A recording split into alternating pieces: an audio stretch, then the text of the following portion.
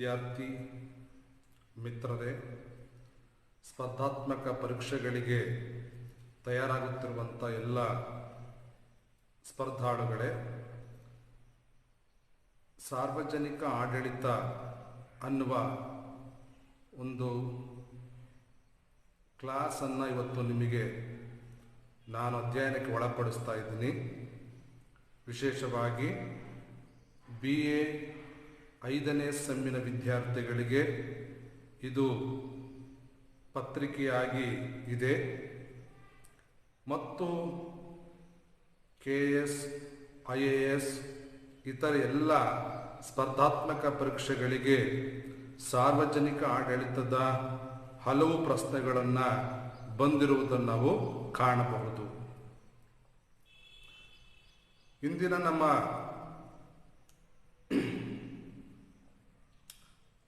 ಅಧ್ಯಯನದ ಶೀರ್ಷಿಕೆ development of political administration as A discipline. ಒಂದು ಅಧ್ಯಯನದ ಶಿಸ್ತಾಗಿ ಸಾರ್ವಜನಿಕ ಆಡಳಿತದ ಬೆಳವಣಿಗೆ. ಸಾರ್ವಜನಿಕ ಆಡಳಿತವು ಇತ್ತೀಚಿನ ಒಂದು ಹೊಸ ಬೆಳವಣಿಗೆಯಲ್ಲ.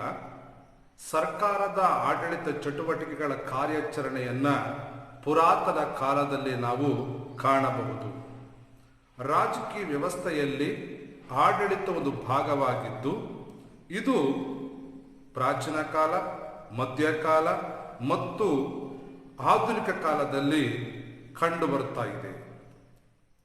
ಜೊತೆಗೆ ಸಮಾಜದಲ್ಲಿ ಶಾಂತಿ, ಸುವ್ಯವಸ್ಥೆ, ಪ್ರಜೆಗಳಿಗೆ ಬೇಕಾದ ರಕ್ಷಣೆಯನ್ನು ಕೊಡುವಲ್ಲಿ ಸಾರ್ವಜನಿಕ ಆಡಳಿತವು ಒಂದು ಪ್ರಮುಖ ವಿಷಯವಾಗಲ್ಪಟ್ಟಿದೆ. ಒಂದು ಶತಮಾನಗಳ ಹಿಂದೆ ಸಾರ್ವಜನಿಕ ಆಡಳಿತ ಎಂಬ ಈ ವಿಷಯವನ್ನು ರಾಜ್ಯಶಾಸ್ತ್ರದ ಒಂದು ಭಾಗವಾಗಿ ಕರೆಯಲಾಗಿತ್ತು. ಆದರೆ ಇತ್ತೀಚಿನ ದಿನಗಳಲ್ಲಿ ಅಂದರೆ 19ನೇ ಶತಮಾನದಲ್ಲಿ ಇದನ್ನು ಕೇವಲ ಒಂದು ಆಡಳಿತ ಭಾಗವಾಗಿರದೆ ಇದನ್ನು ಪ್ರತ್ಯೇಕ ಸಿದ್ಧಾಂತವೆಂಬುದಾಗಿ ಮತ್ತು ಸಾರ್ವಜನಿಕ ಆಡಳಿತ ಎಂಬ ವಿಷಯವನ್ನು ಅಧ್ಯಯನಕ್ಕೆ ಒಳಪಡಿಸಿ ಇದೊಂದು ಸ್ವತಂತ್ರ ಶಾಖೆಯಾಗಿ ಅಧ್ಯಯನವನ್ನು ಆರಂಭಿಸಿದೆ.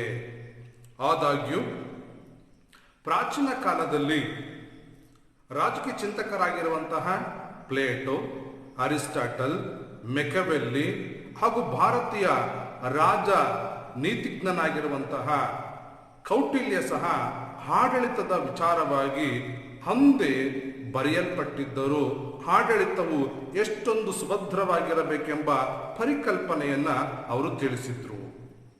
ಹಾಗಾಗಿ ಮೆಕವೆಲ್ಲಿಯ ಪ್ರಿನ್ಸ್ ಗ್ರಂಥದಲ್ಲಿ ರಾಜನ ಆಡಳಿತಕ್ಕೆ ಅನುಕೂಲವಾಗುವಂತೆ ಆಡಳಿತವು ಸುಕ್ಷೇಮವಾಗಿ ನಡಿಲಿಕ್ಕೆ ಯಾವ್ಯಾವ ಅಂಗಗಳು ಕೆಲಸ ಮಾಡಬೇಕೆಂಬ ವಿವರಣೆಯನ್ನ ಅವರು ಅಲ್ಲಿ ರಾಜನಿಗೆ ನೀಡಿದ್ದಾರೆ. ಸಾರ್ವಜನಿಕ ಆಡಳಿತ ಈ ಒಂದು ವಿಷಯವು 19ನೇ ಶತಮಾನದಲ್ಲಿ ಒಂದು ಸ್ವತಂತ್ರವಾದ ಪ್ರತ್ಯೇಕವಾಗಿರುವಂತಹ ಶಾಖೆಯಾಗಿ ಇದು ಉದಯಿಸಿತು. ಅಮೆರಿಕದ ಮಾಜಿ ಅಧ್ಯಕ್ಷರಾದಂತಹ ವುಡ್ರೋ ವಿಲ್ಸನ್ ಅವರು ಒಂದು ಪುಸ್ತಕ ಬರೀತಾರೆ. 1887ರಲ್ಲಿ ಸ್ಟಡಿ ಆಫ್ ಅಡ್ಮಿನಿಸ್ಟ್ರೇಷನ್, ಆಡಳಿತದ ಅಧ್ಯಯನದ ಎಂಬ ಒಂದು ಪ್ರಬಂಧವನ್ನ ಅವರು ಬರೆಯುವುದರ ಮೂಲಕವಾಗಿ ಆಡಳಿತಕ್ಕೆ ತಮ್ಮದೇ ಆಗಿರುವಂತಹ ಒಂದು ತಳಪಾಯ ಆಗ್ತಾರೆ. ಹಾಗಾಗಿ ವುಡ್ರೋ ವಿಲ್ಸನ್ ಅವರನ್ನ ಸಾರ್ವಜನಿಕ ಆಡಳಿತದ ಪಿತಾಮಹ ಎಂಬುದಾಗಿ ಕರೀತೀವಿ. The father of public administration was A Woodrow Wilson. ಅವರ ಕೊಡುಗೆಯನ್ನ ನಾವು ಯಾವ ಕಾಲಕ್ಕೂ ಮರಿಲಿಕ್ಕೆ ಸಾಧ್ಯವಿಲ್ಲ. ಆಡಳಿತಾತ್ಮಕ ರಾಜ್ಯ ಉದಯದೊಂದಿಗೆ ಅಂದ್ರೆ 19ರ ಶತಮಾನಗಳಲ್ಲಿ ಎಲ್ಲ ರಾಷ್ಟ್ರಗಳು ಸರಿಸಮನಾಗಿ ಸಂವಿಧಾನವನ್ನ, ಸರ್ಕಾರ ವ್ಯವಸ್ಥೆಯನ್ನ ಅಳವಡಿಸಿಕೊಂಡ ಸಂದರ್ಭದಲ್ಲಿ ಆಡಳಿತವನ್ನುವುದು ಬಹಳ ಪ್ರಮುಖವಾದ ಘಟ್ಟವಾಗಿ ಕಂಡುಬಂತು. ಇಂತಹ ಸಂದರ್ಭದಲ್ಲಿ ವಿಜ್ಞಾನ ತಂತ್ರಜ್ಞಾನದ ಪರಿಣಾಮವಾಗಿ ಕಲ್ಯಾಣ ರಾಜ್ಯಗಳ ಪರಿಕಲ್ಪನೆ ಆರಂಭವಾಯಿತು. ವೆಲ್ಫೇರ್ ಸ್ಟೇಟ್ಸ್ ಅಂತ ಕರಿತೀವಿ. ಹಾಗಾದ್ರೆ ಈ ರಾಜ್ಯಗಳ ಬೆಳವಣಿಗೆ ಆದಾಗ ಜನರಿಗೆ ಸೇವೆಯನ್ನು ಸಲ್ಲಿಸುವಂಥದ್ದು, ಶಾಂತಿ ಸುವ್ಯವಸ್ಥೆಯನ್ನು ಕಾಪಾಡುವಂಥದ್ದು, ಜನರ ಆಗುಹೋಗುಗಳನ್ನು ಪರಿಶೀಲಿಸುವಂಥದ್ದು ಮತ್ತು ಅವರಿಗೆ ಸೇವೆ ಸಲ್ಲಿಸುವಂಥದ್ದು ಸರ್ಕಾರದ ಒಂದು ಕರ್ತವ್ಯವಾಗಿ ಮಾರ್ಪಟ್ಟಿತು. ಹಾಗಾದರೆ ಇಂತಹ ಕಾರ್ಯಗಳನ್ನು ಮಾಡಲಿಕ್ಕಾಗಿಯೇ ನಮಗೆ ಬಹಳ ಪ್ರಮುಖವಾಗಿರುವಂತಹ ಸರ್ಕಾರದ 3 ಅಂಗಗಳಲ್ಲಿ, ಒಂದು ಕಾರ್ಯಾಂಗ, ಎರಡನೇದು ನ್ಯಾಯಾಂಗ, ಇನ್ನೊಂದು ಶಾಸಕಾಂಗ. ಈ 3 ಅಂಗಗಳಲ್ಲಿ ಶಾಸಕಾಂಗ ಕಾನೂನುಗಳನ್ನು ರೂಪಿಸುತ್ತೆ, ನ್ಯಾಯಾಂಗ ಆ ಕಾನೂನುಗಳನ್ನು ವಿಶ್ಲೇಷಣೆ ಒಳಪಡಿಸಿ ಅದಕ್ಕೊಂದು ಅರ್ಥವನ್ನು ಕೊಡುತ್ತೆ, ಅದರ ಕಾರ್ಯಾಂಗ ಎಕ್ಸಿಕ್ಯೂಟಿವ್ ಅದನ್ನು ಕಾರ್ಯಾಚರಣೆಗೆ ಅಥವಾ ಅನುಷ್ಠಾನಕ್ಕೆ ತರುವಂತ ಒಂದು ಪ್ರಮುಖವಾದ ಅಂಗ. ಆತ್ಮೀಯರೇ, ಹಾಗಾದ್ರೆ ಸಾರ್ವಜನಿಕ ಆಡಳಿತವನ್ನೋದು ನಮ್ಮ ಸರ್ಕಾರದ ಜೊತೆಯಲ್ಲ, ಸಮಾಜದ ಒಂದು ಅವಿಭಾಜ್ಯ ಅಂಗವಾಗಿ ಅದು ಮಾರ್ಪಟ್ಟಿದೆ. ಇಲ್ಲಿ ಇಂಗ್ಲಿಷಲ್ಲಿ ಅಡ್ಮಿನಿಸ್ಟ್ರೇಷನ್ ಅಂತ ಕರಿತೀವಿ, ಪಬ್ಲಿಕ್ ಅಡ್ಮಿನಿಸ್ಟ್ರೇಷನ್. ಪಬ್ಲಿಕ್ ಅಂದರೆ ಸಾರ್ವಜನಿಕರು, ಪ್ರಜೆಗಳು, ಪೌರರು, ನಾಗರಿಕರು ಎಂಬ ಅರ್ಥವನ್ನು ಕೊಡುತ್ತೆ. ಅಡ್ಮಿನಿಸ್ಟ್ರೇಷನ್ ಅಂದರೆ ಪ್ರಜೆಗಳಿಗೆ ಬೇಕಾದ ಆಗು ಹೋಗುಗಳನ್ನು ಪೂರೈಸು. ಈ ಅಡ್ಮಿನಿಸ್ಟ್ರೇಷನ್ ಎಂಬ ಪದದಲ್ಲಿ ಲ್ಯಾಟಿನ್ ಭಾಷೆಯ ಆಡ್ ಮತ್ತು ಮಿನಿಸ್ಟರ್ ಎಂಬ ಪದಗಳಿಂದ ಇದು ಸಂಯೋಜನೆಗೊಂಡಿದೆ. ಆಡ್ ಅಂಡ್ ಮಿನಿಸ್ಟರ್, ಇದರ ಅರ್ಥ ಸೇವೆಯನ್ನು ಸಲ್ಲಿಸುವುದು, ನಿರ್ವಹಿಸುವುದು, ಕಾಳಜಿ ವಹಿಸುವುದು, ನಿರ್ದೇಶಿಸುವುದು, ಡೈರೆಕ್ಷನ್ ಕೊಡುವಂಥದ್ದು, ನೋಡಿಕೊಳ್ಳುವುದು, ಅಬ್ಸರ್ವೇಷನ್ ಮಾಡುವುದು, ವಿದ್ಯಮಾನಗಳನ್ನು ಗಮನಿಸುವುದು ಎಂಬ ಅರ್ಥವನ್ನ ಇದು ನೀಡುತ್ತೆ. ಹಾಗಾದರೆ ಆಡಳಿತದ ನಿರ್ವಹಣೆ, ಮ್ಯಾನೇಜ್ಮೆಂಟಿನ ಒಂದು ಪ್ರಕ್ರಿಯೆಯಾಗಿದೆ ಸಾರ್ವಜನಿಕ ಆಡಳಿತ. ನೀವು ಚೆನ್ನಾಗಿ ಗಮನಿಸಬೇಕು, ಒಂದು ಕುಟುಂಬದಲ್ಲಿ ಒಬ್ಬ ಮನೆ ಯಜಮಾನ ಹೇಗೆ ಇಡೀ ಕುಟುಂಬವನ್ನ ನಿರ್ವಹಣೆ ಮಾಡ್ತಾನೆ, ಮನೆಗೆ ಬೇಕಾಗಿರುವಂತಹ ಎಲ್ಲ ರೀತಿಯಂತ ವ್ಯವಸ್ಥೆಗಳು, ಖರ್ಚು ವೆಚ್ಚಗಳಿಗೆ ಬೇಕಾಗಿರುವಂತಹ ಹಣವನ್ನು ಹೇಗೆ ಹೊಂದಿಸಬೇಕು, ಹೀಗೆ ಕುಟುಂಬವನ್ನು ನಿರ್ವಹಿಸುವಂತ ಒಂದು ಅಂಗವಾಗುವ ರೀತಿಯಲ್ಲಿ ಆಡಳಿತವು ರಾಷ್ಟ್ರದ ಮತ್ತು ರಾಜ್ಯದ ಬೆಳವಣಿಗೆಗೆ ಪೂರಕವಾಗಿದೆ. ಹಾಗಾದ್ರೆ ಹೀಗೆ ಈ ಒಂದು ಆಡಳಿತದ ಬಗ್ಗೆ ಕೆಲವೊಂದು ವ್ಯಾಖ್ಯೆಗಳನ್ನ ಸಿದ್ಧಾಂತಕಾರರು ನೀಡಿದ್ದಾರೆ. Some of the scholars given some definition. Number 1, Felix A. Negro ಎಂಬ ಅಂತಾರಾಷ್ಟ್ರೀಯ ತಜ್ಞ ಹೇಳಿದಂಥ ಮಾತೇನೆಂದರೆ, ಒಂದು ಉದ್ದೇಶ ಸಾಧನೆಗಾಗಿ ಮಾನವ ಮತ್ತು ಭೌತಿಕ ಸಂಪನ್ಮೂಲಗಳನ್ನು ವ್ಯವಸ್ಥೆಗೊಳಿಸುವಂಥದ್ದು. ಒಂದು ಉದ್ದೇಶವನ್ನ, ಉದಾಹರಣೆಗೆ ಅನ್ನಭಾಗ್ಯ ಎಂಬುದು ಒಂದು ಸರ್ಕಾರದ ಯೋಜನೆ ಆಗಿದ್ರೆ, ಶಾಸಕಾಂಗವಾಗಿರುವಂಥ ಸರ್ಕಾರ ಅದಕ್ಕೆ ಬೇಕಾಗಿರುವಂಥ ಹಣವನ್ನು ಎತ್ತಿಡುತ್ತೆ, ಅದು ನೇರವಾಗಿ ಎಲ್ಲ ಕಡು ಬಡವರಿಗೆ ತಲುಪಬೇಕೆಂಬ ಯೋಜನೆ ಹಾಕೊಂಡಿರುತ್ತೆ. ಆ ಯೋಜನೆಯನ್ನ ಕಾರ್ಯಾನುಷ್ಠಾನಕ್ಕೆ ತರುವಂತರು ಆಡಳಿತ ಮಾಡುವಂತ ನೌಕರಶಾಹಿ ವರ್ಗ. ಈ ಆಡಳಿತಗಾರರು ಶ್ರಮವನ್ನು ವಹಿಸಬೇಕು ಮತ್ತು ಭೌತಿಕ ಸಂಪನ್ಮೂಲಗಳಿರುವಂತಹ ಸರ್ಕಾರದ ಹಣವನ್ನು ಖರ್ಚು ಮಾಡಿ ಜನರಿಗೆ ಸಲ್ಲಿಸುವಂತ ವ್ಯವಸ್ಥೆನೇ ಸಾರ್ವಜನಿಕ ಆಡಳಿತ ಎಂಬುದಾಗಿ ನೀಗ್ರೋ ಅವರು ಹೇಳ್ತಾರೆ. ಅದೇ ರೀತಿಯಲ್ಲಿ ಪಿಪ್ನರ್ ಎಂಬ ಇನ್ನೊಬ್ಬ ತಜ್ಞ ಹೇಳ್ತಾರೆ, ಅಪೇಕ್ಷಿತ ಉದ್ದೇಶ ಸಾಧನೆಗಾಗಿ ಮಾನವ ಮತ್ತು ಭೌತಿಕ ಸಂಪನ್ಮೂಲಗಳನ್ನು ಕ್ರೋಢೀಕರಿಸಬೇಕು. ಒಂದು ಯಾವುದಾದರೂ ಯೋಜನೆಗೆ ಒಂದು ವರ್ಷಕ್ಕೆ 100 ಕೋಟಿ ಬೇಕಂತಂದ್ರೆ ಅದು ಒಂದು ಪ್ಲಾನ್, ಪಾಲಿಸಿ ರೆಡಿ ಮಾಡಬೇಕು. ಆ ಒಂದು ಕಾನೂನಿಗೆ ಅಥವಾ ಒಂದು ಪಾಲಿಸಿಗೆ ಬೇಕಾದ ಹಣವನ್ನ ರೆಡಿ ಮಾಡಿಟ್ಕೊಳ್ಬೇಕು. ಅದನ್ನ ಸಾರ್ವಜನಿಕ ಆಡಳಿತವೆಂಬುದಾಗಿ ಕರೀತಾರೆ. ಪ್ಲಾನ್ ಇರುತ್ತೆ ಕೆಲವು ಸಮಯ, ಆದರೆ ಅದಕ್ಕೆ ರಿಸೋರ್ಸ್ ಇರೋದಿಲ್ಲ. ಪ್ಲಾನ್ ಬೇಕು, ಅದ್ರ ಜೊತೆಗೆ ರಿಸೋರ್ಸ್ ಬೇಕು. ಎರಡು ಒಟ್ಟೊಟ್ಟಾಗಿ ಹೋಗುವಾಗ ಮಾತ್ರವೇ ಅದು ಯಶಸ್ಸನ್ನು ಕಾಣಲಿಕ್ಕೆ ಸಾಧ್ಯ ಎಂಬುದು ಪಿಪ್ನರ್ ಅವರ ಅಭಿಪ್ರಾಯ. ಅಲ್ಬರ್ಟ್ ಸೈಮನ್ ಪ್ರಕಾರ ವಿಶಾಲವಾದ ಅರ್ಥದಲ್ಲಿ ಹೇಳಬೇಕಂದ್ರೆ ಸಮಾನ ಉದ್ದೇಶ ಸಾಧನೆಗಾಗಿ ಸಹಕಾರ ನೀಡುವ ಗುಂಪುಗಳ ಚಟುವಟಿಕೆಗಳನ್ನ ಆಡಳಿತ ಅಂತ ಕರೀತಾರೆ. ಅಂದ್ರೆ ಏನಿಲ್ಲಿ ಸಮಾನ ಉದ್ದೇಶ, ಸರ್ಕಾರಗಳು, ಅದು ಕೇಂದ್ರ ಸರ್ಕಾರವಾಗಿರಬಹುದು, ರಾಜ್ಯ ಸರ್ಕಾರವಾಗಿರಬಹುದು, ಪ್ರಾದೇಶಿಕ ಸರ್ಕಾರವಾಗಿರಬಹುದು, ಇವರು ತೆಗೆದುಕೊಳ್ಳುವಂತ ಯಾವುದೇ ಆಡಳಿತದ ನಿಯಮಗಳನ್ನ ಸಹಕಾರ ನೀಡುವ, ಅಂದರೆ ಆಡಳಿತ ವ್ಯವಸ್ಥೆಯಲ್ಲಿ ಉನ್ನತ ಶ್ರೇಣಿಯ ಅವಸ್ಥೆಯಿಂದ ಕೆಳಹಂತದ ಅಧಿಕಾರಿಗಳು, ಮೇಲಂತದ ಅಧಿಕಾರಿಗಳಿಂದ ಕೆಳಹಂತದ ಅಧಿಕಾರಿಗಳು ಅದನ್ನ ಸಂಯೋಜನೆ ಮೂಲಕವಾಗಿ, ಅದಕ್ಕೆ ಪೋಸ್ಟ್ ಕಾರ್ಬ್ ಅಂತ ಕರೀತೀವಿ. ಅಂದ್ರೆ ಏಕೆ ಆಡಳಿತದ ಶಿಖರ ರೂಪದಿರುವಂತೆ ಆಡಳಿತ ವ್ಯವಸ್ಥೆಯಲ್ಲಿ ಮೇಲಿನ ಅಧಿಕಾರಿ ಕೆಳಗಿನ ಅಧಿಕಾರಿಯೊಂದಿಗೆ ಸಮನ್ವಯ ಸಾಧಿಸಿ ಒಂದು ಕಾರ್ಯವನ್ನು, ಯೋಜನೆಯನ್ನ ಅನುಷ್ಠಾನಕ್ಕೆ ತರಬಹುದು ಎಂಬುದಾಗಿ ಅಲ್ಲಿ ವಿವರಣೆಯನ್ನ ನೀಡಿದ್ದಾರೆ. ಇನ್ನು LD ವೈಟ್ ಎಂಬ ತಜ್ಞನ ಪ್ರಕಾರ ಕೆಲವು ಉದ್ದೇಶ ಮತ್ತು ಗುರಿ ಸಾಧನೆಗಾಗಿ ಅನೇಕ ವ್ಯಕ್ತಿಗಳಿಗೆ ನಿರ್ದೇಶನ ನೀಡುವ, ಕೋಆರ್ಡಿನೇಷನ್ ಸಂಯೋಜನೆ ಮಾಡುವ, ನಿಯಂತ್ರಿಸುವ ಕಲೆಯೇ ಆಡಳಿತ ಅಂತ ಕರೆದಾನೆ.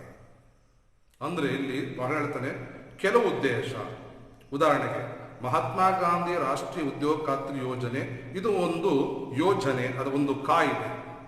ಇದರ ಗುರಿ ಸಾಧನೆ ಅಂದ್ರೆ ಏನು? 1 ವರ್ಷಕ್ಕೆ ಅಕುಶಲ ಕಾರ್ಮಿಕರಿಗೆ 100 ದಿನಗಳ ಕೆಲಸ ಕೊಡಬೇಕು.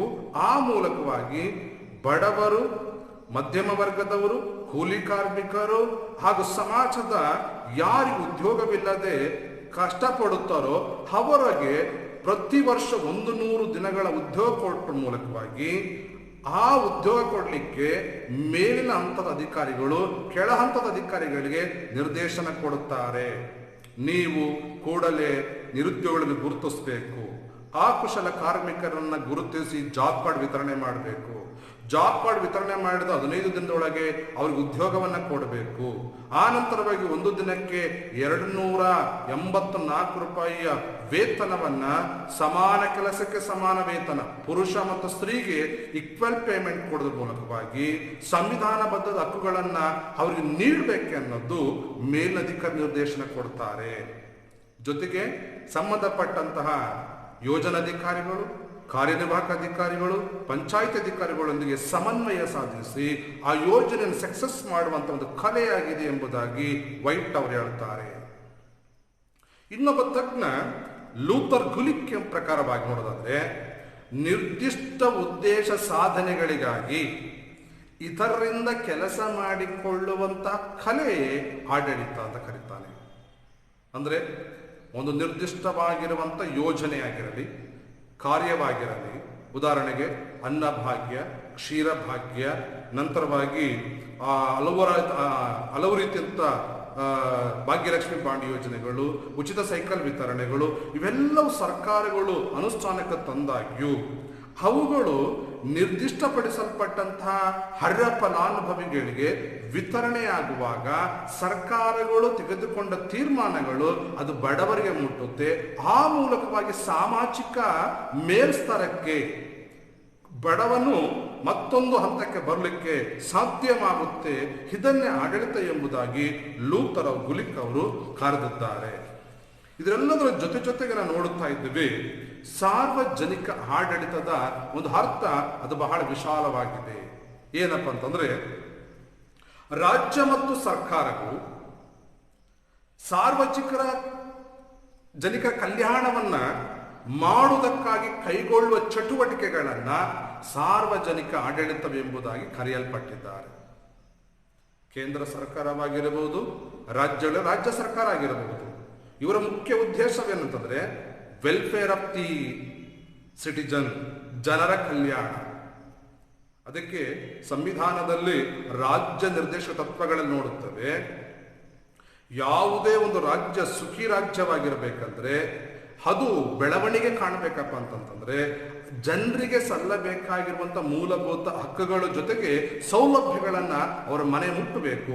ಆಗ ಮಾತ್ರವೇ ಆ ರಾಷ್ಟ್ರವನ್ನ ಕಲ್ಯಾಣ ರಾಷ್ಟ್ರವೆಂದು ಕರೀಲಿಕ್ಕೆ ಸಾಧ್ಯ ಎಂಬುದಾಗಿ ಕರೆದು, ಪ್ರಾಚೀನ ಗ್ರೀಕ್ನ ತಜ್ಞರಾದಂಥ ಪ್ಲೇಟೋ ಮತ್ತು ಅರಿಸ್ಟಾಟಲ್ ಅವರು ಪೊಲೀಸ್ ರಾಜ್ಯ ಅಂತ ಕರೆದು, ಅಂದ್ರೆ ಆ ದಿನಗಳಲ್ಲಿ ಸರ್ವಾಧಿಕಾರಿಗಳ ಆಡಳಿತವಿತ್ತು, ಅವರು ಜನರನ್ನು ಹಿಂಸೆ ಪಡಿಸ್ತಾ ಇದ್ರು. ಆದರೆ ಈಗ ಪ್ರಜಾಪ್ರಭುತ್ವವಿರುವಂಥ ರಾಷ್ಟ್ರಗಳಲ್ಲಿ ಎಲ್ಲರ ಒಂದೇ ಒಂದು ಉದ್ದೇಶ ಏನಪ್ಪ ಅಂತಂದರೆ welfare of the nation and welfare of the citizen. ಜನರ ಕಲ್ಯಾಣ ರಾಷ್ಟ್ರದ ಅಭಿವೃದ್ಧಿಗೆ ಪೂರಕವಾಗಿದೆ ಎಂಬುದಾಗಿ ನಂಬುತ್ತಾರೆ. ಹೀಗೆ ಸಾರ್ವಜನಿಕ ಆಡಳಿತವು ಕೇಂದ್ರ ಸರ್ಕಾರ, ರಾಜ್ಯ ಸರ್ಕಾರ, ಪ್ರಾದೇಶಿಕ ಸರ್ಕಾರಗಳು, ಅವುಗಳಿಂದ ಸ್ಥಾಪಿಸಲ್ಪಟ್ಟ ಪ್ರಾಧಿಕಾರಗಳು. ಈಗ ಉದಾಹರಣೆಗೆ ಕೇಂದ್ರ ಸರ್ಕಾರದ ಕೃಷಿ ರೈಲ್ವೆ ಇಲಾಖೆ ಇದ್ರೆ ಅದರ ಉದ್ದೇಶ ಏನಪ್ಪ ಅಂದ್ರೆ ಸಾರ್ವಜನಿಕರಿಗೆ ಸರಿಯಾದಂತಹ ರೈಲ್ವೆ ವ್ಯವಸ್ಥೆಯನ್ನ ಕಲ್ಪಿಸಿಕೊಡುವಂಥದ್ದು. ಹಾಗೆ ಡಿಫೆನ್ಸ್ ಅಥವಾ ರಕ್ಷಣಾ ಇಲಾಖೆ ಇದ್ರೆ ದೇಶದ ಗಡಿ ಕಾಯುವಂಥದ್ದು. Paramilitary, ITBP, India Tibetan border police, ಹೀಗೆ ಅವರೆಲ್ಲರೂ ಸಹ ತಮ್ಮ ಕರ್ತವ್ಯ ನಿರ್ವಹಿಸುವಾಗ ಮಾತ್ರವೇ ರಾಷ್ಟ್ರವು ಸಮೃದ್ಧಿಯಾಗಿ ಮತ್ತು ಸಂರಕ್ಷಣೆಯಲ್ಲಿ ಇರಲಿಕ್ಕೆ ಸಾಧ್ಯ. ಅದರ ಜೊತೆಗೆ ಕೃಷಿ ಇಲಾಖೆಗಳು ಮಳೆಗಾಲ ಬಂದಾಗ ರೈತರಿಗೆ ಅಗತ್ಯವಾಗಿರುವಂಥ ರಸಗೊಬ್ಬರ, ಸಬ್ಸಿಡಿ ದರದಲ್ಲಿ ಬೀಜ ಇವನ್ನೆಲ್ಲ ನೀಡುವಾಗ ರೈತರು ಸಹ ಆ ಉತ್ತಮ ಬೆಳೆಯನ್ನು ಬೆಳೀಲಿಕ್ಕೆ ಸಾಧ್ಯ. ಶಿಕ್ಷಣ ಇಲಾಖೆ ಅದು ಜೂನ್ ತಿಂಗಳು ಆರಂಭವಾದಾಗ ಮಕ್ಕಳನ್ನು ಅಡ್ಮಿಷನ್ ಮಾಡಿಸ್ಕೊಳ್ಳೋದ್ರ ಮೂಲಕವಾಗಿ ಶಿಕ್ಷಣ ನೀಡಿ ಅವರನ್ನ ಪ್ರತಿಭಾವಂತನಾಗಿ ಸೃಜನೆ ಮಾಡುವಂಥದ್ದು. ಪೊಲೀಸ್ ಇಲಾಖೆ ಸಮಾಜದಲ್ಲಿ ಶಾಂತಿ ಸುವ್ಯವಸ್ಥೆಯನ್ನ ಕಾಪಾಡುವುದು.